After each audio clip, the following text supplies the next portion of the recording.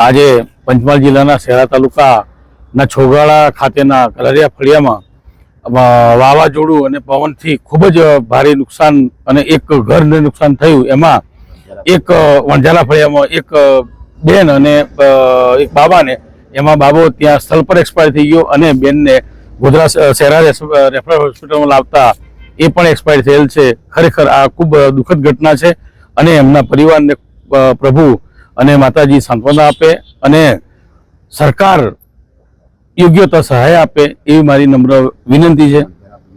આજરોજ શહેરા તાલુકાના છોગાળા ગામના કલરિયા ફળિયામાં વણઝારા સમાજની અંદર એવો બનાવ બન્યો છે કે મારા દીકરી એટલે મારો ભાણો અને મારા દીકરીના સાસુ, મારો ભાણો સ્થળ પર જ એક્સપોર્ટ થઈ ગયો હતો અને મારી દીકરીના સાસુને 108 દ્વારા શહેરા હોસ્પિટલમાં લાવતા રસ્તામાં જ ખલાસ થઈ ગયેલ. આ બહુ દુઃખદ ઘટના છે અને વાવાઝોડાના કારણે મકાનના પતરા ઉડી ગયા અને મકાનની દિવાલ ધરાશયની અંદર દબાઈ જવાથી અઘટિત બનાવ બનેલ છે. સરકારશ્રીને બે હાથ જોડી નમ્ર વિનંતી કે ગરીબ પરિવાર હોય, સરકાર એમની સામે જોવે, એટલું મારું કહેવું છે. બસ. મારું નામ રંગીતભાઈ વણઝારા, નાડા સામાજિક કાર્યકર અને મરણ જનાર મારી દીકરીનો મોટો બાબો 7-8 વર્ષનો ધાર્મિક કુમાર ને મરણ જનાર મારી દીકરીના સગા સાસુ